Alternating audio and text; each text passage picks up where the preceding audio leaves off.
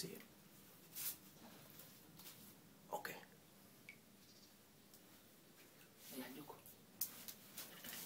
You can say what you're doing, huh? Yeah. He'll say it. Here, get back.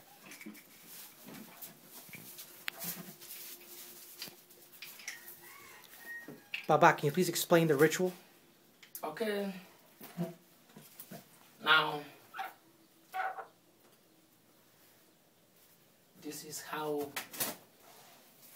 Akwatebi ritual and initiation goes on in my compound, Ishara, Remo. I Chief Efwape Olatunji Ojubona of Ishara. To start with, we need to sign all the 16 Odu inside the Umero and preparing a fire leaf that we're going to use. Okay. So we are now starting. Ejogbe, kofigbe, towo, kofigbe, tomo, shugbe taiku, oye kumiji, iku ye, kanu ye, kejo ye, kofu ye.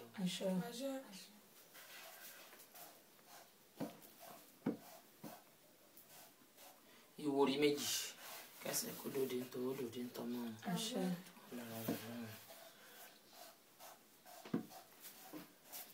Ìdí méjì, di odò ìkúkú dítà kò dítẹjọ́ kò dítò fún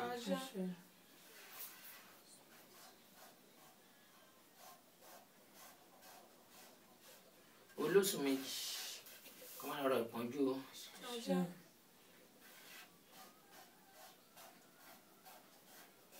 Ọ̀wọ́n ní méjì ó tún wọn lára kó ràn án lọ́rùn jókòó ká kó báyọ̀ fún wọn dáhùn táyì.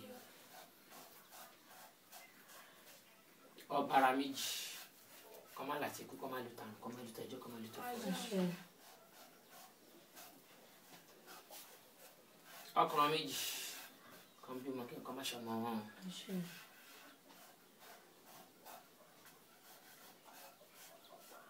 Ògúndá méjì èjì òkò mẹ́rin rẹ̀ sí kókó wọn má ṣe lẹ́yìn tó ń tọmọ.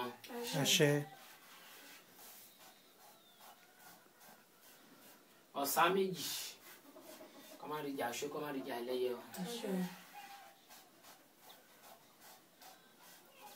Ìka méjì kápá àǹkọ́ tó ṣùgbọ́n alẹ́ apá àmà ká ń gbòǹkọ́ tó bá dẹ́ kápá àǹkọ́ máa ká o.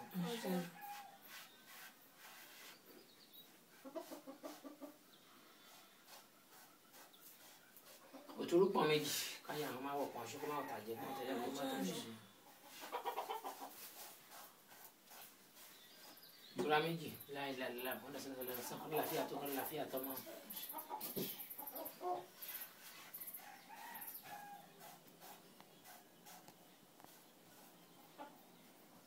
Ìrẹtẹ̀ méjì kọ́ máa rí jà inú kọ́ máa rí jà àrùn.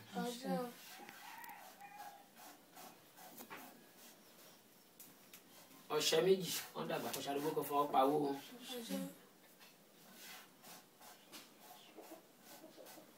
Ọ̀ràngún méjì yóò padù ẹlẹ́yin gẹ́gẹ́ kójú wọn máa rọrọ̀ kójú ta láwọn náà máa rọrọ̀.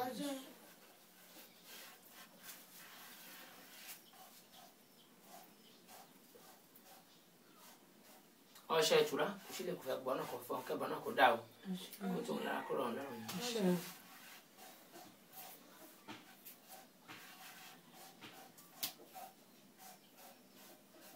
Akọ̀rọ̀ sóde sílẹ̀ kò fún wọn kó tó ń lára kó rọ̀ lọ́rùn kí èso là kó báyọ̀.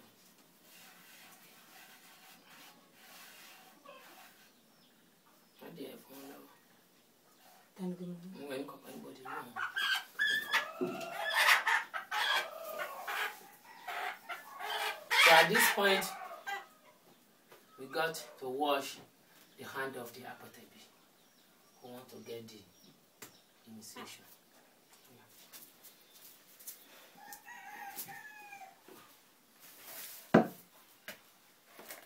Michael,